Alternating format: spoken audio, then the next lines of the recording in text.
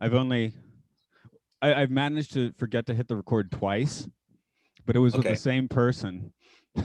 Fortunately, I went Yeah. to No. high school with him, but I guess I Oh, just that's got all too comfortable talking and right. forgot to get into it. Yep. No worries. I'll just Oh, the only thing I have is just not to explicitly say that I facilitate. So medicine. So we can talk about it, and I just won't say that I presently facilitate medicine explicitly.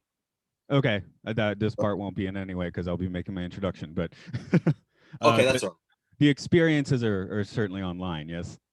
Yeah, yeah, I know. I mean, it's pretty obvious, but for some weird reason, I have this thing where I'm like, well, if I don't explicitly say it, I won't go to jail. So, No, no, I get it. I kind of dance around some of my own experiences. In Japan, I mean, you can't do any of this stuff really, so you my just have friend's to. living in Japan, and he's currently investigating the magic mushrooms in Japan. So I can put you in contact with him if you want. He's in Osaka. That'd be cool. They were Yeah, actually legal here till I think 2001, yeah. like Someone really late killed in the themselves, game. right? Yeah, Some yeah, real famous late in the actor game. or something. Someone told me. Yeah, it was actually the World Cup. When the World Cup came, they wanted to look good for the international community and made them illegal because it was like, oh, it's illegal everywhere else, so we Oh, have that's to so do that fun. here. There was a run in about 8 years ago where they actually had a decent synthetic, but they kept having to change it till it actually became crap and probably not Yeah, yeah, worth yeah. even touching. But there was this about a year period where it actually wasn't bad. So Yeah, they love doing that. I'll just turn the volume up. Oh no, that's about as loud as it goes. That's all right. yeah, your Yeah, yeah, volume seems fine. Uh, so the way I'll roll this basically is to just do a real short introduction, yep, and I guess I'll call you a psychonaut then. That way, I'm not saying you facilitate anything. What was yeah. this past weekend's retreat, by the way?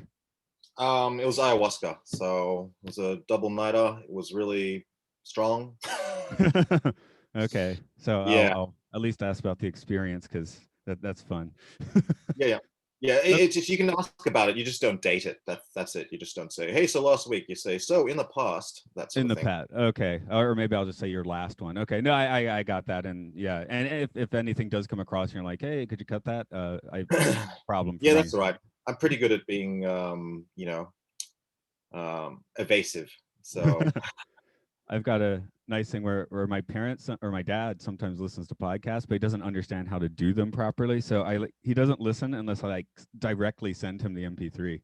So okay, yeah, yeah, it's just yeah, like yeah, when I have one I like. So okay, yeah, I'll go ahead and roll into an introduction, and we'll just yeah, get it yeah. rolling and see where we go.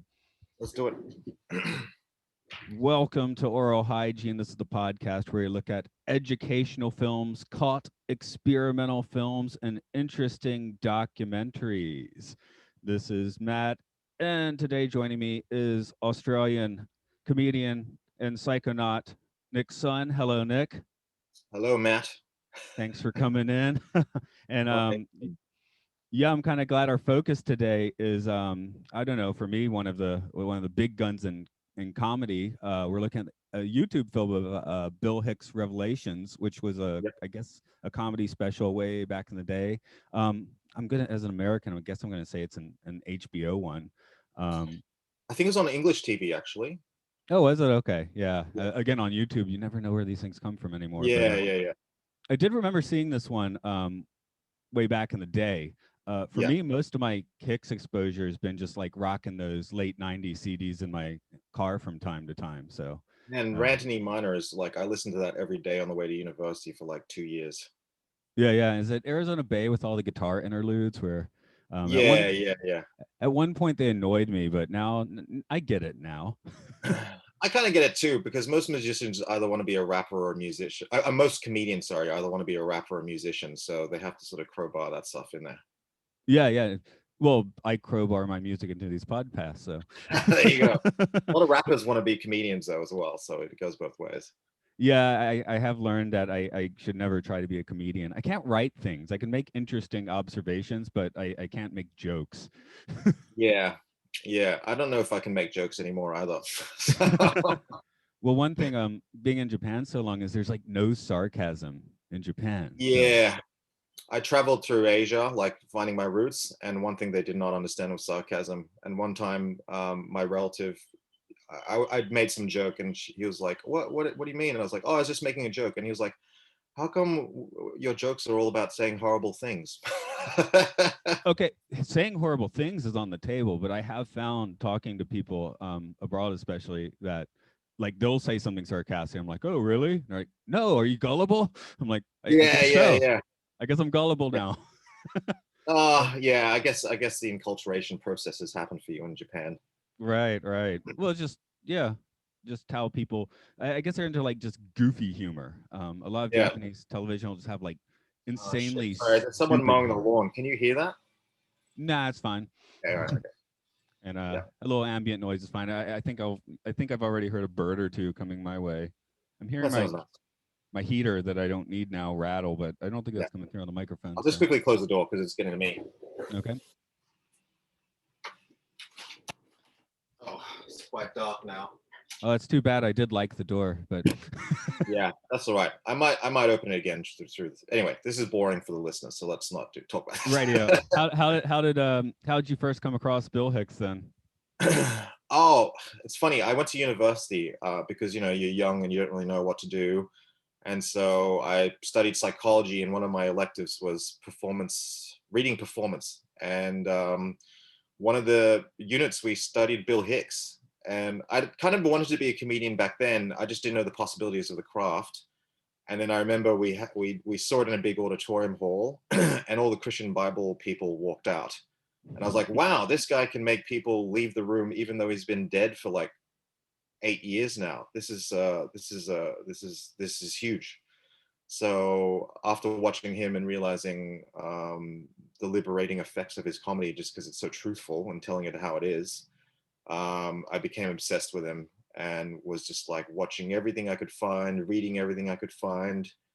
And yeah, like I said, I ended up listening to Ranch Nehemiah every morning on the way to university for about a year or two. Yeah, my end. I think it was back probably. Actually, it was probably when he was still alive when I first saw a little bit of him because MTV would still actually show videos back at that time, Oh but yeah, they'd also have their comedy specials. Maybe like after the top 20 or whatever. And I remember catching him and people like Stephen Wright would show up on those shows in the early 90s. And yep, yep. so when those CDs showed up in the late 90s, it was just like, hey, pay dirt. I can like finally like really delve down into this stuff. So and Yeah, yeah, yep. I ordered all his VHS tapes back when VHS was a thing. So I watched Revelations on video back in the uh, day. yeah, the stuff I listen to the most is probably Bill Hicks and George Carlin, and you got George Carlin, earlier goofier stuff, still Yeah, yeah, quote unquote offensive or whatever. You've got his angry old man period, yeah, which I actually prefer. I like yeah, yeah. pissed I off know what you Carlin, mean. It's a bit but more relevant. he'd go on for 10 minutes with nary a joke, all very just Yeah, funny, all yeah, very captivating. But I think Bill Hicks was better just synthesizing that all together, where he's going on a yeah. rant and it's funny as hell. He had stronger punchlines, definitely. Yeah, without a doubt. Yeah, Colin, well, I don't know, famously, he said that he'd never felt that Hicks fully um, condensed his stuff, which I thought was ironic because I was like, I don't know. So yeah, that's what It's I like heard of I'm Colin's wondering, opinion of Hicks. yeah, I'm wondering if any of those guys could even like operate now.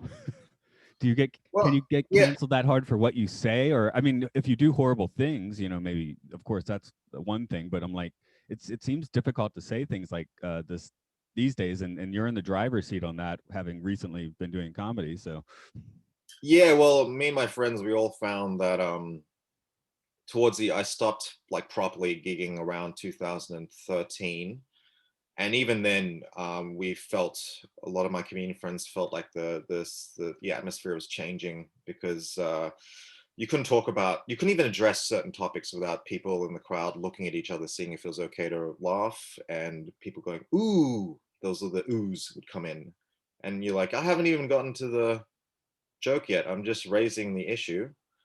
So, and especially now, I don't know. It seems to be going two ways. There are people who are trying to be so there's all those SJW comedians, and then there's the alt-right comedians, and then there's South Park. I feel like South Park's just always a beacon of some kind. but they have a legal team, so they can work out what exactly they can say, and they have an audience. So I feel like launching that sort of stuff on unsuspecting crowds is just commercially dodgy, because I know that a lot of room bookers and the business side of the craft would err on the side of caution rather than anything during these times. And I definitely have been banned from rooms back in the past for saying stuff. Yeah. So, and that was back when you could actually kind of say stuff. So, but I was, I had issues back then. I still have issues now, but I'm working on them. Yeah, yeah. Well, that's part of the whole comedy thing. If you don't have an issue, you probably don't have much to talk about. Well, that's it. This one comedian, Eddie FT, talked about, and I really agree with him. He said, like, the best comedians have the perfect balance between dysfunction but functionality. So the really good guys you'll never see because they're too dysfunctional to actually make it in the game. So there are guys who are just hilarious. There's this guy called Rick Shapiro who's just he's a nutcase. He's like probably had the worst childhood you could imagine. And he would just go on stage for like 3 hours, a stream of consciousness rant, and I'd be laughing or wrapped in attention. Like, I mean, his opening line was like, "Hey, do you ever suck dick for heroin?" And then it was all kind of downhill from there. He used to be a heroin junkie who was a male prostitute to get by. So, but he wasn't gay, so that obviously was a goldmine for material. Well, you do what we need to for money. Yeah. Or hopefully not. Yeah, who knows?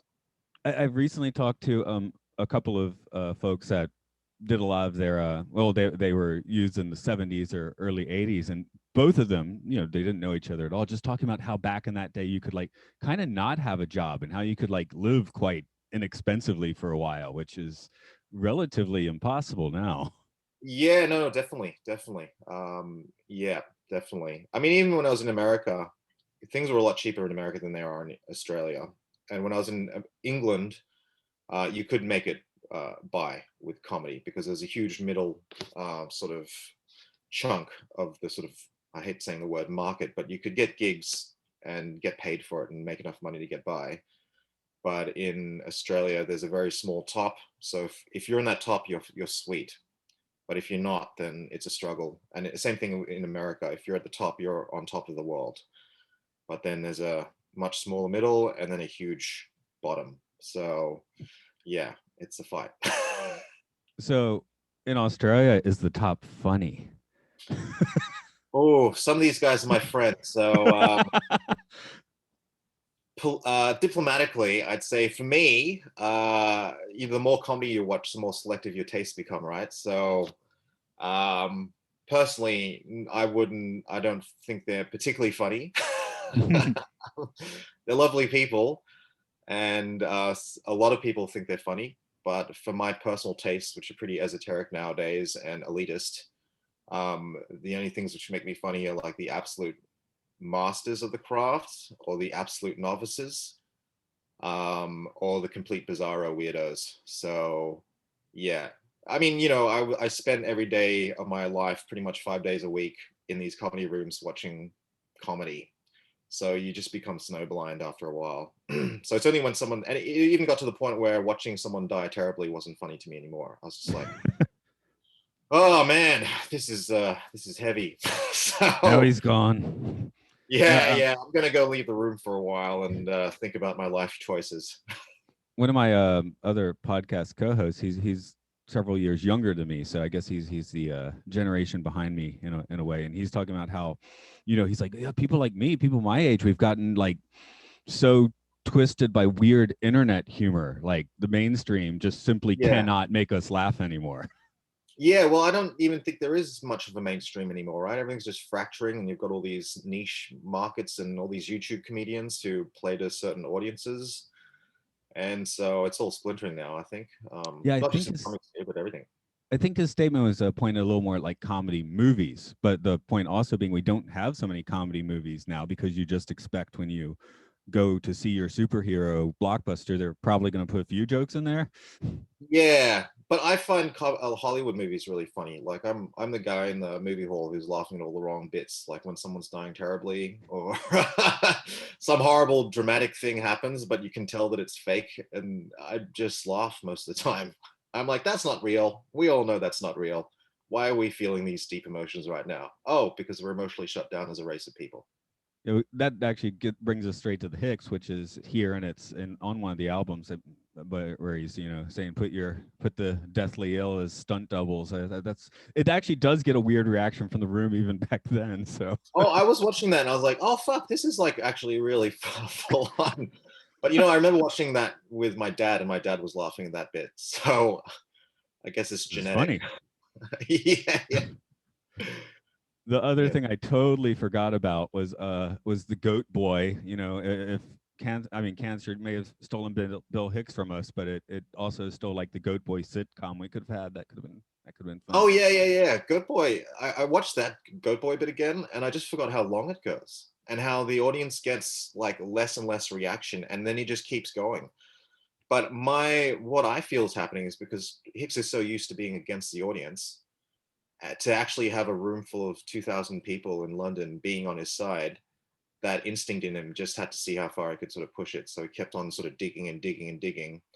And this is things which a lot of master comedians do. They're just bored of having the crowd on side. So it becomes their little game to try and push the crowd as far away as possible and to see if they can win them back.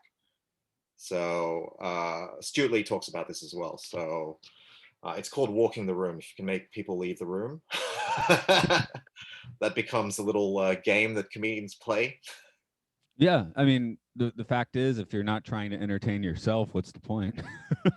Well, yeah, I see it playing out their attachment issues. They're like that sort of like a lot of comedians. The comedians who want to be loved, I feel, have parental issues, and the comedians who are more like "fuck you," they've got teased a lot in school, so they want the love, and then they're pushing it away because they're going "fuck you," you know, peer group. I just I teach English, but as recent as last week I was in there, asking high school kids opening questions of class with like the Cookie Monster, because I Yeah, felt like using the Cookie Monster. That's why. yeah, why not? How old are these kids? They were like But 16, 17. okay, yeah, yeah, that's all right. and They'll and just that be like, "Oh, these white people are weird." and he just get fucking pissed off if they didn't give him cookie related answers. So Oh, that's when the Cookie Monster has to get abusive. yeah, I did actually. This was a different class, but I made an 8-year-old kid fall out of his chair because he wanted to fight the Cookie Monster. So Oh, really? yeah, he always falls out of his chair though. I didn't feel too bad. He's one of those kids. Ah, he sounds like a fledgling comedian. Yeah, probably. Oh, what was it that I got? It was like one of those things where you just it was supposed to be like you choose your high school club and you ask questions, yes, no, and you go down the chart. And this Yep. one kid was just like, have you ever do you sometimes go to the sky? It's like, that's a great Okay. question. He was just trying to be Hmm. weird, right? But Yeah, yeah. fledgling comedian, I was like, I think I was the only one that said yes. Yes, I have been to the sky. I sometimes go to the sky, man. I'm not going to tell you how, but Where they're like, this guy needs to be fired. yeah, really. I did flag him. So and all the other students, it was like you should join the tennis club, you should join the brass band club. His were all like, it would come down to say if he, the writer of this survey, was a god or not. Yeah. So if you answered the questions a certain way, he was a god, and if you answered Okay. a different way, he was not a god. I was like, that's pretty genius. He's Okay. weird, but yeah. Definitely seems to have an artistic or possible fascist bent, but Yeah.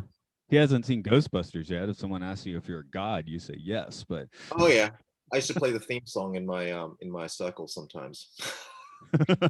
right. Yeah. Um, let's see what's dated here. The intro, I like it. It made me think of Led Zeppelin's "The Song Remains the Same."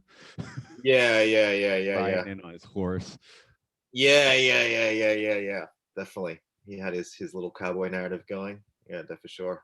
Then we get that song that's almost Purple Haze. That was kind of annoying. Yeah, I think for copyright reasons. Oh, But totally.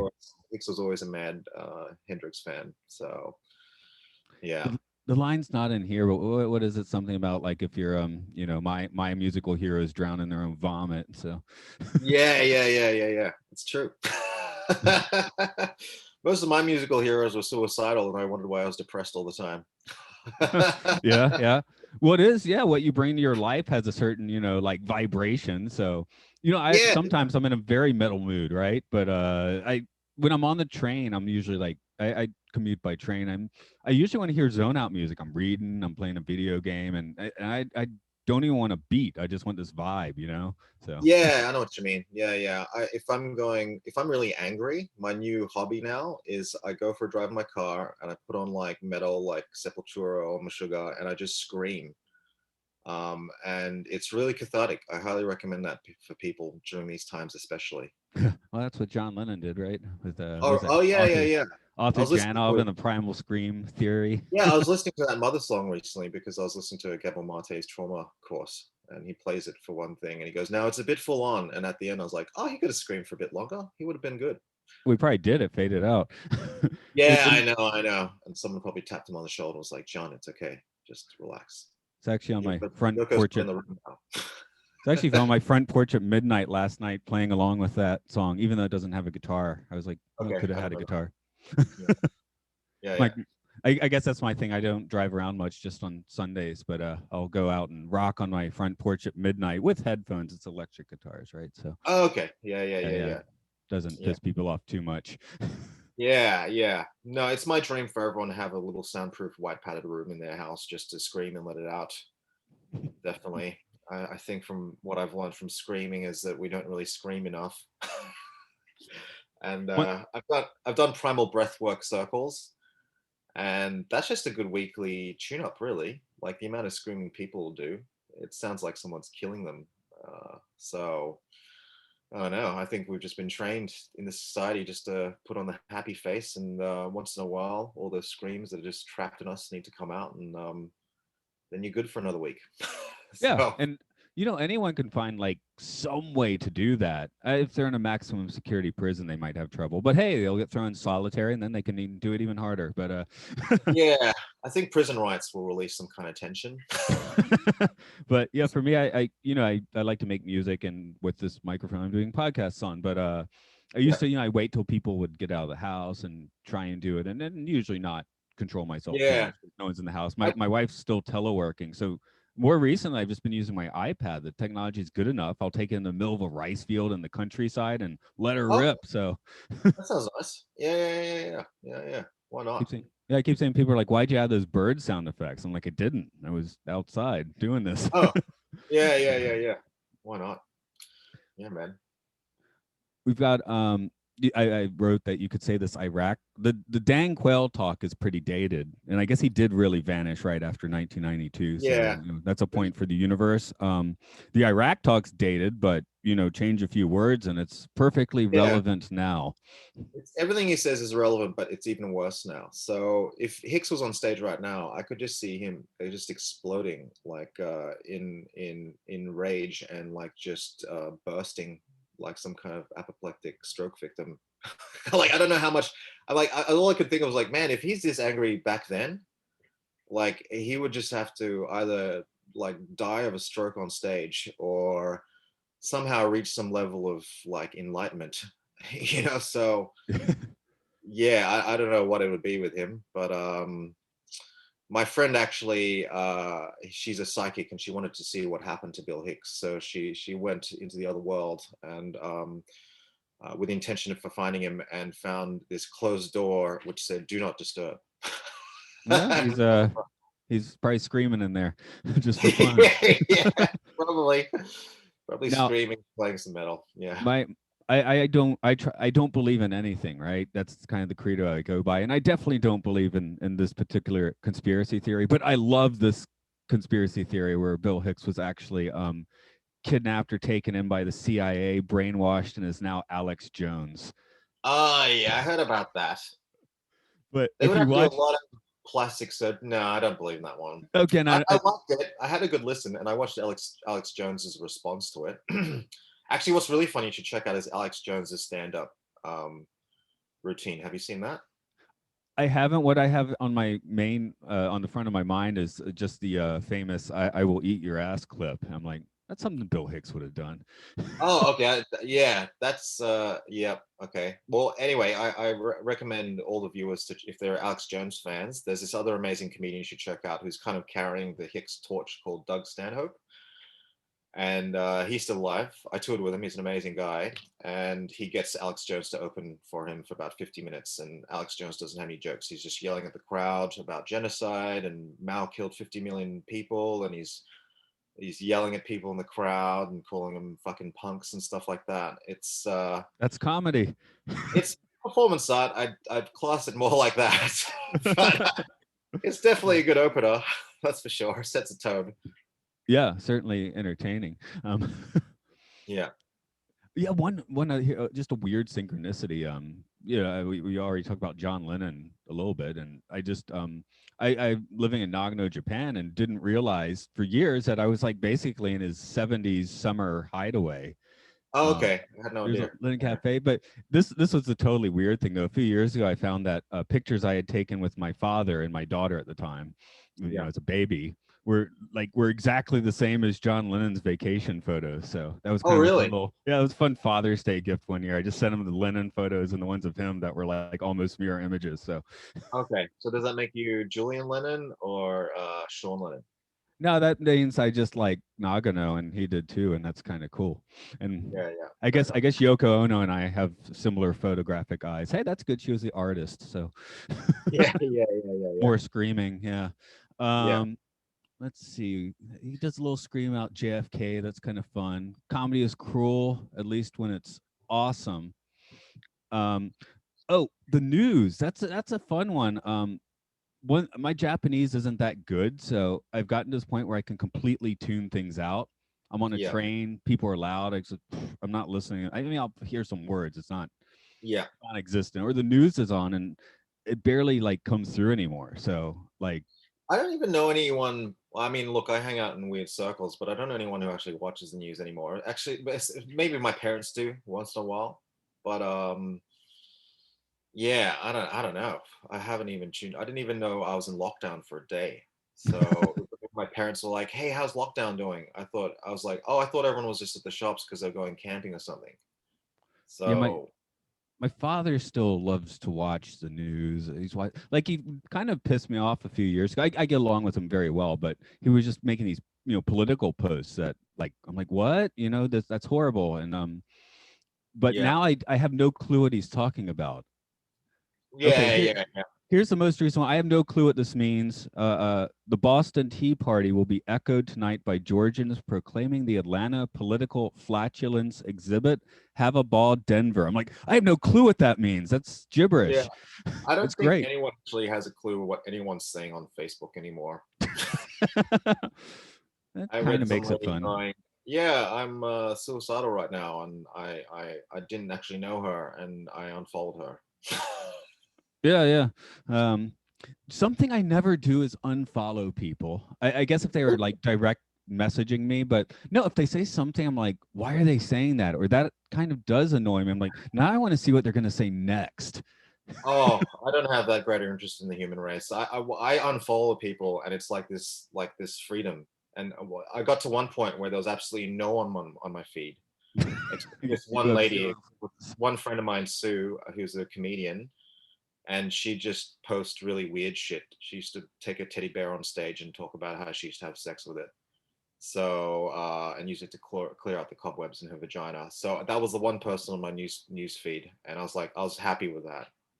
And Sounds the about right. peace I felt at just having that one person is immeasurable. So I highly recommend everyone just to unfollow everyone.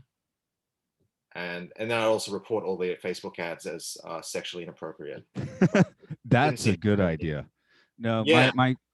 my tomfoolery was changing all of my likes about 3 years ago to all things Kenny Rogers related. So favorite, Okay. what restaurant you like, Kenny Rogers Roasters, I'm into the Gambler, all that. Not Okay. really, but that's just what I told Facebook. So when he died a few years ago, like for a whole week, my news feed was just like, you know, inundated with Kenny Rogers memorials. Yeah.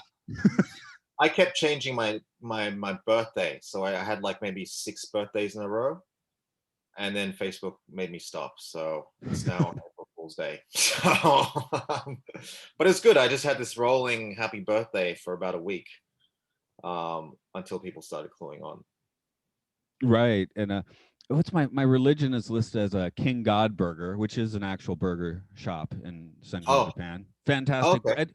And I'd go Oh, there. It was, actually called King Godburger.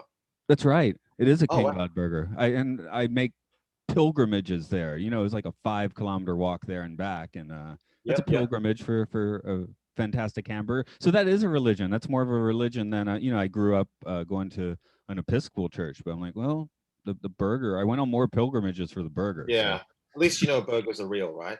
yeah, So you can worship that a bit more. Yeah, yeah, for sure. not too far away. There's a hot dog that will make you a legend. Okay. I do like the Asian translations, how literal they are. Oh, So this was a no, this one was a monster. This one was a beast of a sausage. So yeah, yeah, I can imagine that. but I did call my friend out a few weeks ago because he was like, "Oh, I got to get off the phone. I have to go polish the rice." No, and Oh, that's my Australian friend, by the way. So it's not, you know, it's not like because he, but he's just like, I got to sounds go like polish the rice. So it's like, oh, okay, make sure no one sees you doing that, man. yeah, yeah. What does it? Did he actually mean that? Is he a rice farmer? Yeah, like his family, because he's married, so he's a Japanese family, so they were actually polishing the rice. Okay, all right. I was just giving him That's shit like for some it because weird I was like, code yeah, word, for some nefarious activity. well, that's why I told him. And he's, you know, he doesn't look at the news at all. I look at the CNN headlines, not to see the news, but just to see what they're saying today. Okay. The only headlines I read is from the Northern Territory Times, which are like hilariously shit. Like beer truck on the way at now. And All right. they're all either beer or crocodile related. Well, yeah, One was women anti-women drinking less beer. That was a headline. so have you gotten the Hicks headline? Man takes acid and realizes we're all one. No, I think there was one about a couple having sex outside the casino in front of everyone, but I can't remember what it was. If they were able to use the word fuck, I'm sure they would have. Yeah, my favorite was actually shortly after the American lockdown started, where apparently a priest was having orgies in his church in Why not, man? Louisiana because no one was out on the streets, so no one could tell. Just yeah, but Yeah, well, actually, I was reading Joseph Campbell's book on comparative mythology, and he was talking about the old school Christian sects before it like just turned into the mainline one that we have today. And there used to be Christian sex cults way back in the past where they'd do a secret handshake and they all get together and there'll be one woman pretending to be Mary and they all like I can't remember exactly the details, but they were basically all ejaculating on each other and then eating it oh, in okay, a ritual. So I was like, wow, what happened to that Christianity? That Christianity needs to come back. we got Crowley and his cakes of light. I guess that's a similar thing there. What's the cakes of light? That was it's one of Aleister Crowley's like bizarro recipes, but the cake of light included blood and semen, I believe, and was to be Oh, okay. well, so yeah, some you know insane sex magic ritual. Okay. Yeah, yeah, that makes sense. If you're going to that much trouble, like you know, it's not that's not worth it. I mean, there's other ways to nudge the universe. Yeah, I don't know, but I think after you commit to something like that, something's going to happen, even if it's your mind's just created it. If you've gone to that length. Well, your mind's creating everything, right? Well, I don't know anymore. Some stuff that I've seen, I'm like, if my mind created that, I have no idea what my mind is. So, yeah. Let's try and be funny about for a minute. But my favorite drug stories. Are you familiar with the website Arrowhead? Yeah, of course. Yeah, yeah. Yeah. Okay. So, you know, there's some fantastic things. There's a really good resource, but the one I really like to go is to look up the Datura stories and read Oh, the yeah, yeah. train wrecks. Yeah, yeah, yeah. Those Datura, and in South America, they put this plant called Angel's Trumpet or Toei, which is a relative of Datura in the brew. And I've drunk that brew, and man, I've always had visual and auditory hallucinations, but this one gave me tactile hallucinations. I literally felt this thing grab my leg, and then I looked up and there was this goblin standing at the foot of my leg. And I thought it was the shaman for a minute, like putting on some weird shape-shifting shit. And I was like, River, you look terrible. What's going on? And then he just shrunk into the darkness. And then, yeah, soon after the shaman was like, yeah, I'm not putting any more Toei in the brew. It's a bit too full on for people. But yeah, that's, yeah, those stories are pretty whack. So yeah, I've got some friends who've dieted with the Toei plant, and their stories are pretty out there. Yeah, I Yeah. mean, well, that's the whole point. You had a shaman there to, tell you what's up, right? Whereas if you Yeah. got some kids, in Nebraska or something that are just, hey, here it is on the street, they end up, naked in prison or something. Yeah, well, they call it the plan of last resort in South America. They use it to clean the crazy out of people. So if someone's got schizophrenia, they'll give them Toei, and then the shaman will take Toei as well and go inside their brain and clean out the crazy. But the only catch is that sometimes the shaman themselves gets lost and he never comes back either. So a lot of people are reticent to do that because it's work compo doesn't really cover that shit. So, Yeah. but yeah, but they also give it to really naughty kids as well. So I was reading about this. Apparently, if a kid's really naughty and is like a problem kid, they'll dose them up full of Toei, and they'll be really obedient after that. I should use that for a few of my Wilder students.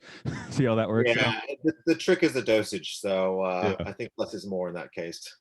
See, I used to work environmental education where the kids would come and stay for a few days, and the nurse there, when kids were homesick or flipping out at night, she just kept them up on Benadryl and they'd fall asleep. The allergy Yep. medicine.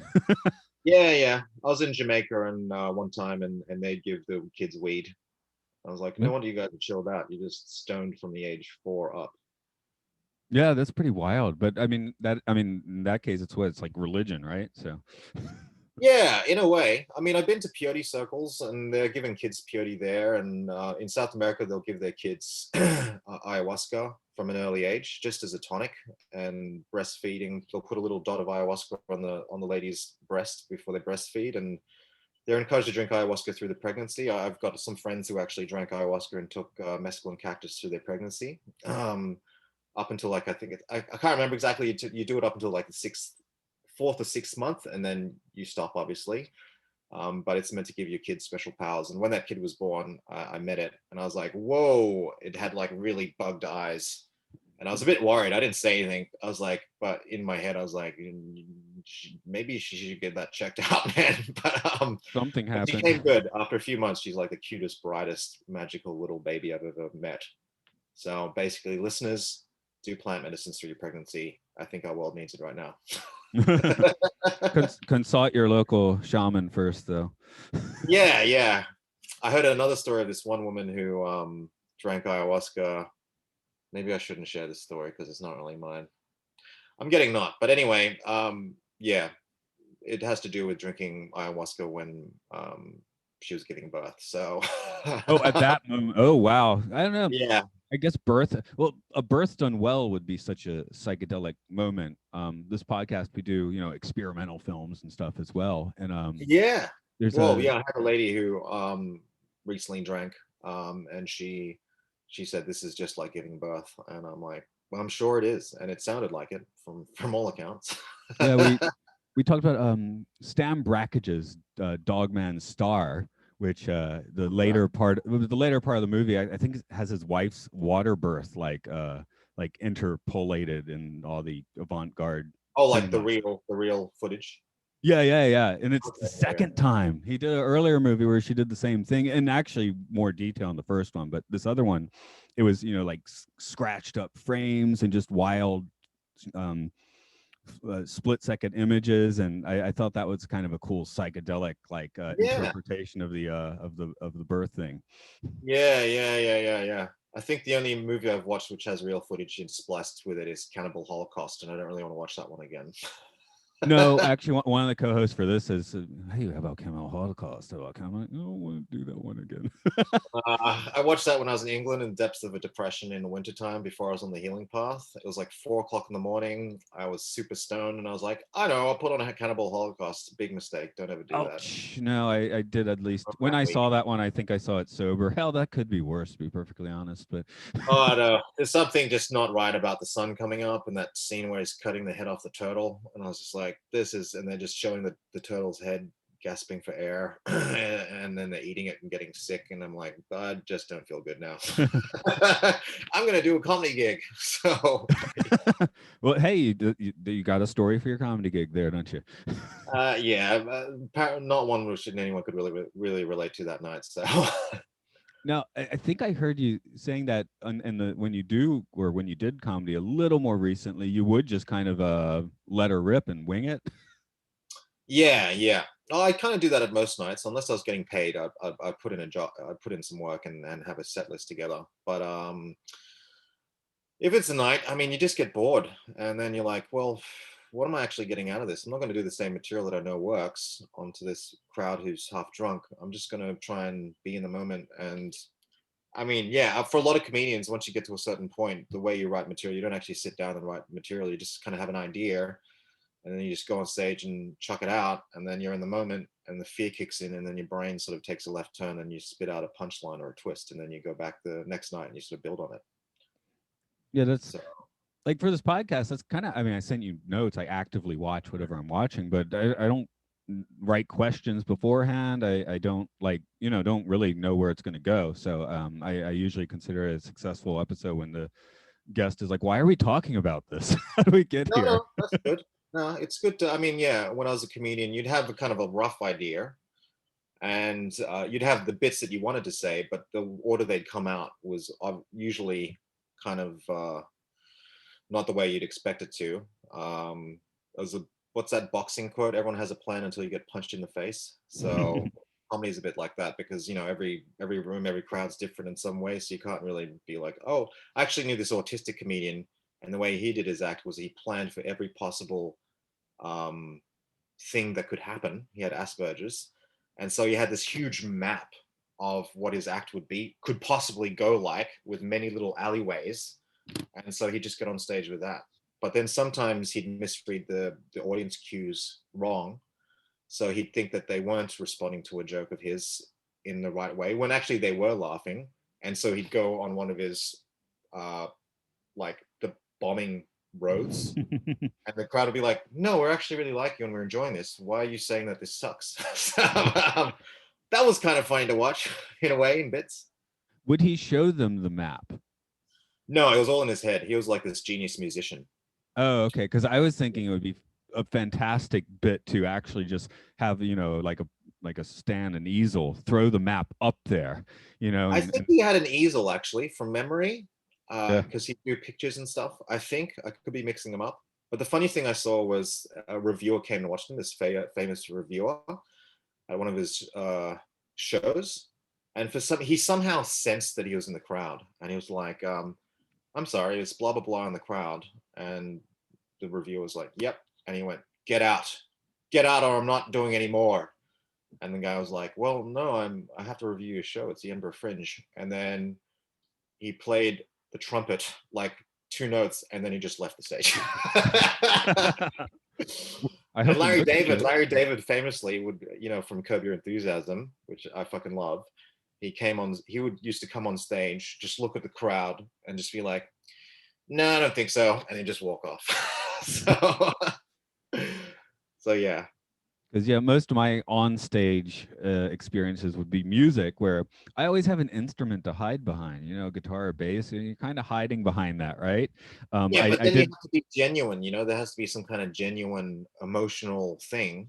Like because I play music in these circles, in these medicine circles that I used to run.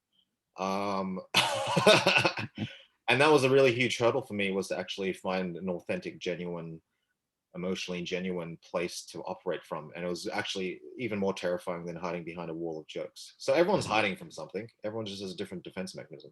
Yeah, my other instrument is a cello, and you can just take a nap on that thing. Oh yeah, but everyone's impressed that you're playing a cello. You know, Yeah, right, no right. one But plays the cello these days except for you and Yo-Yo Ma and that other guy that I don't know. So everyone's like, "Oh, this guy's sophisticated. He comes from high society.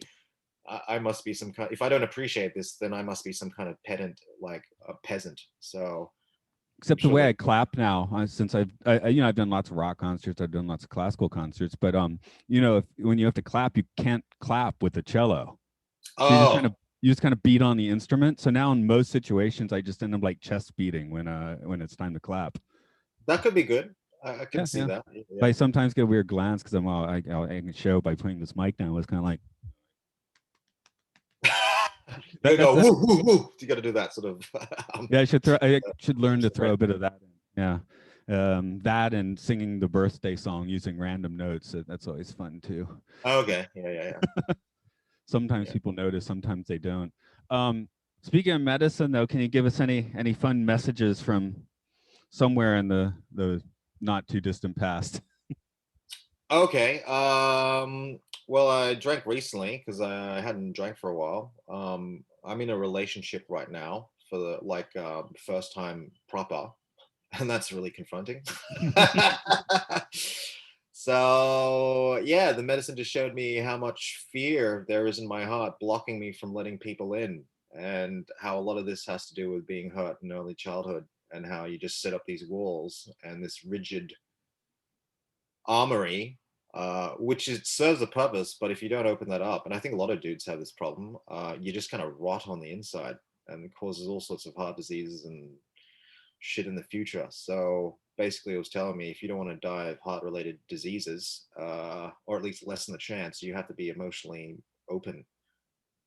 So then the question became, how do you become emotionally open in a world that is often wants to hurt you? I haven't really worked that out yet, but it's a bit of a question that I'm trying to work out how to be Right, right. emotionally open or loving. But there's psychic vampires everywhere, and then I had this vision one time on ayahuasca, and I didn't mean to have this. My intention was like, I want to heal my self-esteem issues, and instead I got taken into this vision of the future, which was like the collapse of the American Empire, which you don't really need plans to kind of see that coming. But this was like 3 years before fucking COVID, and I think this was no, this was after Trump. And I was watching this huge wall full of like gargoyles, which represented like the system just sort of collapsing in slow motion, but gradually increasing in speed. And all the faces in the walls were like contorting, like going, "We didn't plan for this. This does not fit into our plan," because obviously they're quite rigid. And then what followed was this huge. It was like a scene from The Walking Dead or all those apocalypse zombie movies now, which was like these sort of libertarian survivalist hippie groups that were banding together in tribes and trying to preserve their humanitarian values. But meanwhile, there was less nice people who just wanted to take their shit and fuck them up, who I guess were like, barbarian type violent scumbags. And there was just a big gunfight going on, and they're like, how do we stay hippies and be loving, and these people are trying to kill us. So that was pretty intense. And I came down, and my friend who I was tripping with, I told him what I saw. He said, dude, that's exactly what I was seeing as well. So then we drank some coconut water and wondered about the time if it would ever come where we wouldn't be able to drink coconut water that we bought from the supermarket. So, I don't want to be a doomsday naysayer or anything. I think it was November 2019, right? I get most interesting things in dreams these days, right? I yeah. remember being told in the dream, like, not that the world was ending, just like this paradigm only has 2 years left, right? And Okay. and I woke 2019. up, yeah, and I woke up like thinking that's kind of weird. Next week, my company sold itself to a corporate master. I'm like, oh, Yeah. that could be bad. Then next year, COVID hits. I'm like, is that dream actually telling me something legit? Again, not that the world's ending or that it's even going to be bad for me. Just like this paradigm is ending. Yeah. I think the paradigm is definitely, I mean, the fucking NASA's coming out with shit about the UFO, like how that's becoming mainstream now that aliens are real. And I'm like, what? Why are they throwing this into the mix now? Like, what's going on here? It's getting really weird. Like all my friends who drank ayahuasca, we all say life's pretty much like being on ayahuasca constantly now, and everyone who'd done a lot of plant work, they were able to kind of roll with what's going on a lot easier, I've found. But yeah, and I don't want to buy into the apocalypse narratives because they're really rife and they're, you know, kind of hopeless in a way. But I don't know, the messages that I've gotten on the plants, like before COVID last year, I took this African plant called a boga, and it's a really intense psychedelic that goes for about 2 days. And I didn't see any visuals. He was just talking to me. Literally, I was in this dark hole, and he was telling me, get out of the cities, move rural, learn survivalist skills, build community. And I was like, oh, okay. And he was also saying, and just heal as much shit as you can because it's gonna get harder. And I Yeah. was like, oh, okay, that's a weird message to get from a plant. And I could just be on hallucinogens, I don't know. But then COVID hit, and I was like, oh shit, this is. But you know what? I did a survivalist course, and I was like, this is really hard. I'm not sure if this is gonna work. You can't just go from city boy to like doing 1 week course and just going, yep, I can survive the apocalypse. So yeah, now I'm moving to a place which has good soil where I can grow shit. There we So go. Grow yeah, potatoes from shit. I think there is a way out. There always has to be a way out. But we just haven't worked out a realistic narrative which can steer that. Yeah. See, I'm living with very little to no fear. I'm living in a place where the community, when things do go wrong, they do still kind of tie together. I'm living, you know, about 10 kilometers from the family farm, right? So if Yeah. things got weird, hey, we got a farm. You know, right Yeah, now yeah, yeah, yeah. I just go up there on Mondays to, you know, be loud with music. If my Yeah, in-laws are not farming, I can scream there all I want. yeah, yeah, yeah. Good man. Yeah, that's good that you have a farm. I I'm don't trying to have scare farming everybody here as well. skills. By the way. Sorry, what?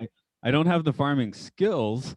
It's funny, Yeah, my daughter's 12, and I think she knows a lot more about farming than I do. I think if the shit hits the fan, we'll be surprised about how resourceful humans are. And there was an interesting article that I was reading by this theologian and theorist, and he was talking about how evolution is a result of crisis. You can't evolve to offset crisis because it's just not. The pressure's not on yet. It's when we're actually in a crisis that novelty is basically created just out of sheer necessity. So I don't know. I'm kind of seeing right now there's this huge explosion of novelty in many spheres, and then I don't know. Maybe that's instinctive, and then should some thing happen, one of those novelties will prove to be effective in some way.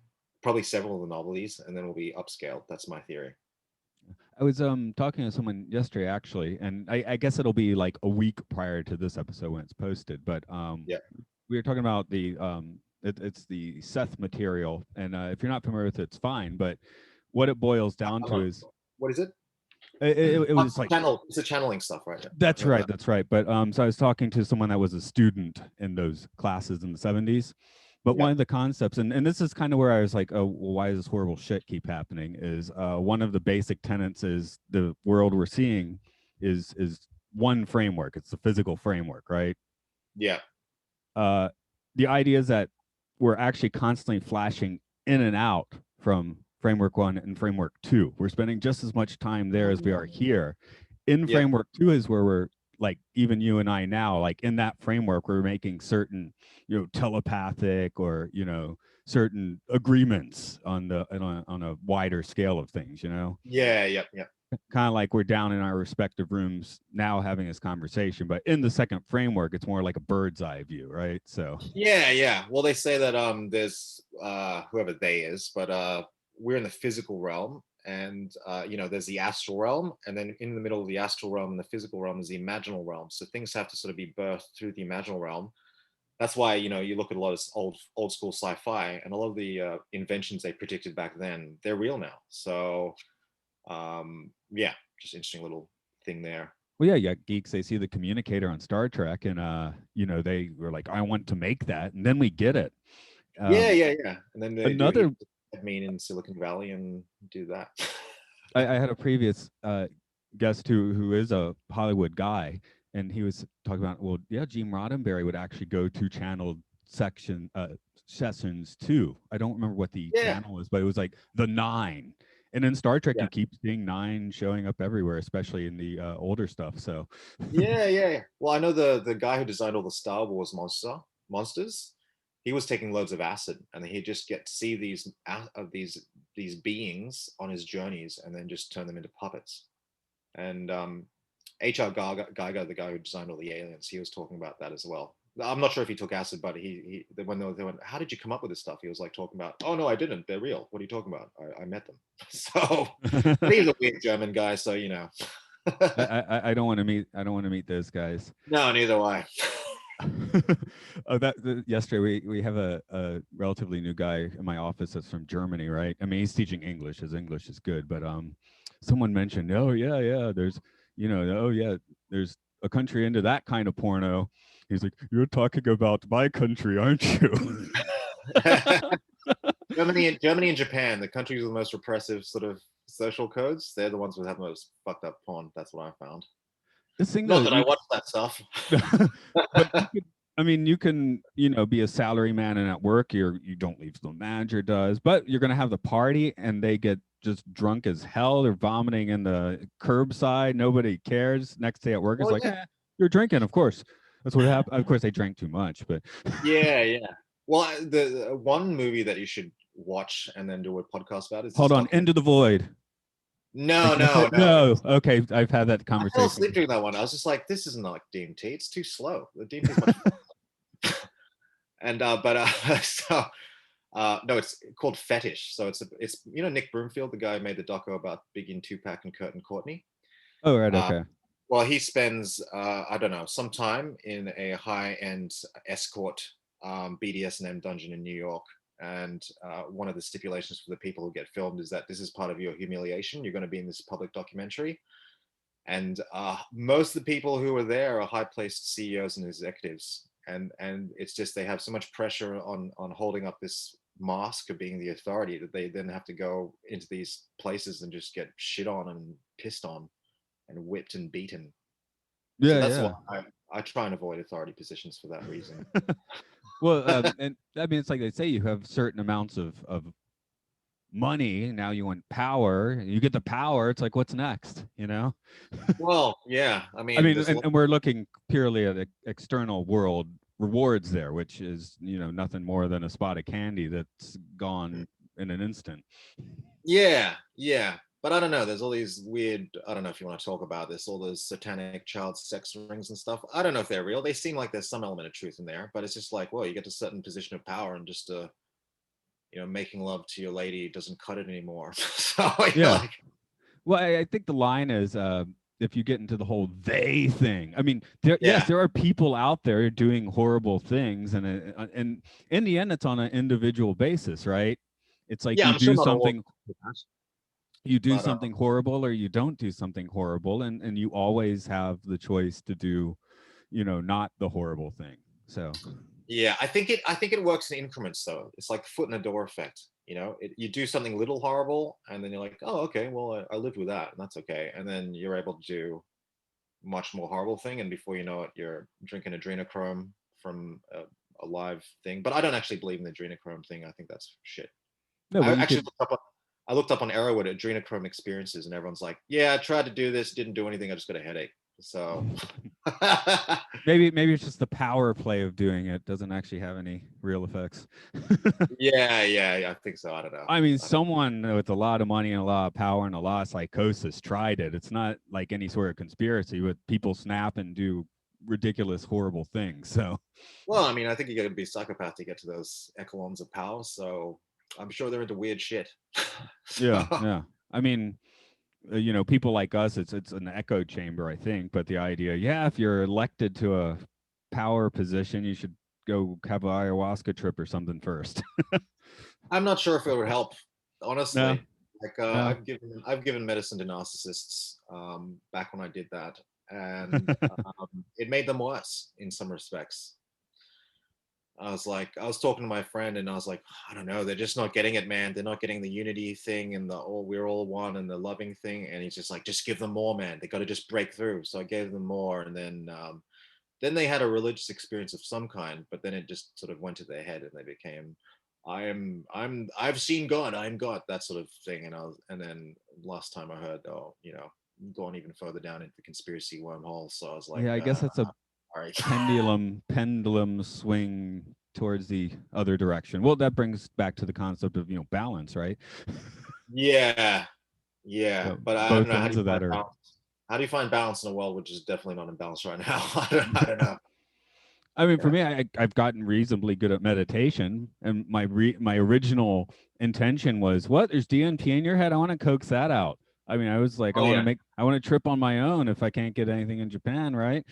Yeah. And Well, dark rooms I hear are very effective for that, so you can give that a shot. I kind of did. I had an apartment where I just had a bath, and there's no light that got in there. So, Yeah, yeah. I was a um, goth for about a year, so that was my dark room oh, experience. lots of darkness. Okay, that's cool. Actually, I was like, I gotta stop listening to Cave. This is destructive now. I need a girlfriend. So yeah. Well, the whole point is, yeah, I guess it depends on the quality of the guide, but yeah, I don't know. How about Branson? He just went into space and looked at the Earth, and so many astronauts are like, I became so much more about unity. I wonder Yeah. what the Branson experience is on that. Did he get enlightened, or he's just like, I just went to space in my own ship. Fuck you. Oh, did he go to space? Yeah. Last week, he took a crew of 6. I mean, just like a suborbital flight, but they were weightless for several minutes. But it was Oh, on. He's the first person who's gone into space on his own dime, basically. Like he funded okay. the ship. So I does think that? I yeah, I think he'd need to do some fucking psychedelics in space to fully get that experience. Yeah, I'm just thinking like, is he now just like, I am full of big dick swinging energy, or did he like look at the Earth and have a flash of some kind of Yeah. enlightenment? You know. Yeah, I don't know. I don't know. I guess you just have to listen to him. I definitely wouldn't drink ayahuasca in space because you just throw up and then Oh, and you'd have and go all sort of over the trigger place. puke. I think mushrooms would be good, maybe, Yeah, but I've then heard you feel really ungrounded and freak out. I don't know. Like, I've oh my heard god, 80 I'm in space. I've heard 80% of people that go into space vomit within the first 16 hours. Yeah, fair enough. Yeah, yeah. Although I don't think, as far as I know, no one's actually done psychedelics in space, but some of the Apollo astronauts coming back reported some very psychedelic experiences. Let's see. In fact, one of them, not Gordon Cooper, but Shepard. Anyway, one of the astronauts started like the Noetic Institute after coming back Oh, from okay. Yeah, I'm not one of surprised. I the. mean, you don't need psychedelics to get to that state. It's just one of the easiest and fastest ways to do it. But I've gotten to that state. I was in India at the Mother Teresa Home for the Destitute and Dying, and I helped someone die, and I went into a full psychedelic state when I was assisting his death. And then I was totally had like then I went and watched Star Wars, and I literally had voices talking to me in my head that weren't in the movie, and they were telling me things that modern psychiatrists would probably perceive as a psychotic break. And then I was walking around outside and had this, everything looked like a cardboard cutout. Like I realized, oh yeah, this really is a simulation. Reality is an illusion. And that was off nothing. That was just off helping a guy die and holding his hand and feeling his chest as his soul was leaving his face. Yeah. All right. Yeah, that And does sound that's, wild. I wouldn't recommend that way of trying to get a psychedelic experience because that, that'd be a bit creepy if you're just hanging out at old folks' homes, just like, hey, can I just hang out with this guy for a while? I I just need want to my get high off fix. my soul exit. Yeah, really. But no, I've had just yesterday, just at work, I just sort of had sudden like kind of going back, like I'm doing what I'm supposed to do. I'm not feeling sick or anything. I just had kind of my brain took a step Yep. back. Yep. The last time I had a fever was a couple of years ago, long before COVID, by the way. But Yeah. Yeah. I remember at first I was lying in bed. I was like, actually, like I was ready to start going and lucid dreaming and all that stuff. And it's like, now you gotta go to the doctor, right? In the car ride, I was like, my consciousness was just like right above my head Yeah. Yeah. in the car. Yep. Then we got in the waiting room. It was too hot, and then everything just sucked. Yeah. So Yeah. Yeah. Yeah. I was like, Nothing's more why? sobering than being in a hospital. Yeah, it's like, why couldn't I just like have rocked that fever for a few hours in bed first, at least, and see Well, where it went. next time just to sit at home, put on Pink Floyd, sit back for a while. Only go to hospital when your respiratory system's breaking down a bit, and you're like, maybe I do have COVID. This was 2018 or something. This was actually weird. I keep just thinking about chakras. I keep having weird health issues like moving up my body. It started off with just a Oh, weird infection in my leg, and then lower back problems and upper back problems. And okay. last year, I mean, I actually had a tumor in my face last year. You actually did? Yeah, it's gone now, but Fuck, man. I You should, keep having yeah. this problems moving up. It's interesting. So, and, Yeah. and So, and suddenly I'm podcasting all the time. I'm like, oh, that's kind of fifth chakra-ish, isn't it? yeah, well, yeah. That's throat chakra, definitely. Yeah. You should get that checked out. oh no, I've had 6 rounds of chemo. It got checked out. Ah, man, well, I'll send you some medicines if you want to Japan. They're totally legal. They're Okay, good for. yeah, sure. No, We'll yeah, talk about because it after. okay, Yeah, because yeah, that was when it first happened. When I first got diagnosed, I was like, man, I don't want to get all that, pharmaceutical scag, right? I was like, yeah. but in the end, I was like, well, okay, here's the situation. If you tried to do something else right here, right now, you would end up like pissing off all the people around you in your life, you know? And Oh, and I'm like, and I've had a fantastic life, and no one would people would fondly remember me if this did lead to an end, and that's fine. It's like let's keep our yeah. relationships intact, and leave a good impression on everyone. And hey, now I am feeling great, and it all worked out. So Yeah, I understand that totally, man. But yeah, I have seen in the space, and I'm not saying ayahuasca did it, but it's pretty clear to me.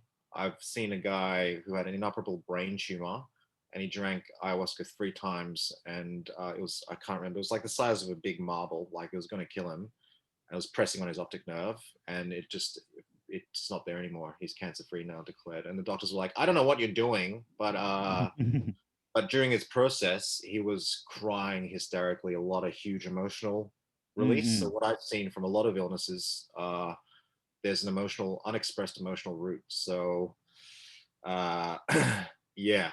So yeah. And maybe this got a bit personally heavy, didn't it? No, it's fine. I should also mention that Anyway, I can probably help you I with that. That's what I'm trying to okay, say. groovy. But I actually did have a good time last year when I was in the hospital. I read a bunch of Star Trek books. Yeah, I yeah. went AWOL a lot, to be honest, and would take walks around. Hey man, uh, fuck, I less totally understand that, man. I'd go away less well. less they had me plugged to a pole. I made like a whole album during this period. It's like I kept podcasting. There's one I did about the Godzilla King of the Monsters with my co-host, and in the past you just Yeah. hear beeping and Japanese nurses in the background. I was like, I feel like Man, doing this sounds something. amazing. Yeah, I mean, death puts you in the present moment, that's for sure. I Yeah. So mean, yeah, when COVID hit, I drank ayahuasca to find out what was going on and if there was anything I could do. And it told me just be present. Just be present because that's the only thing you can do. That's the only way you yeah. can adapt to these changing circumstances. I love saying that to people. I was like, my 2020 was great. Oh my God, but it was the COVID year. And I had cancer. Yeah, yeah. And it Well, was then still a great year. you're initiated, man. You'll be fine. You'll be like the Yeah. head man if the shit goes down. They'll Well, be like, no, talk to my the guy who recovered from face cancer. and I mean, honestly, it might show up again at some time. So, it's a likely it would, but well, I guess we'll do something else then. So Yeah, man. Yeah, I reckon try and come to terms with these emotions. If there's an emotional root to this illness, yeah. if you can clear that, I think I've yeah, kind of pinpointed it. I'll just throw it out. It's not that traumatic, but it traumatized me, but it's not that traumatic. I was 5 or 6 years old, and it was like all the mothers in the neighborhood would have all the kids stay at a house, right? yep. And it was time to go home. And one kid, I'm an only child. I wanted him to come like play with me, right? And I really didn't want to, and he did, and he didn't have a good time. And I know in the end, actually, it's the moms who made that decision anyway. But it was kind of Oh, like the trauma was dragging someone in to do something I want to do, and then them really uh, got into it. yeah. And here, I Well, mean, this podcasting is part of working on that, isn't it? Because I'm yeah, dragging well, people in all definitely. the time. It definitely releases trapped energy, that's for sure. So, yeah, I don't know if you wanted to turn this into diagnostics, but I'll mail you some brew. No, Groovy. I'm just getting authority police people. But Yeah.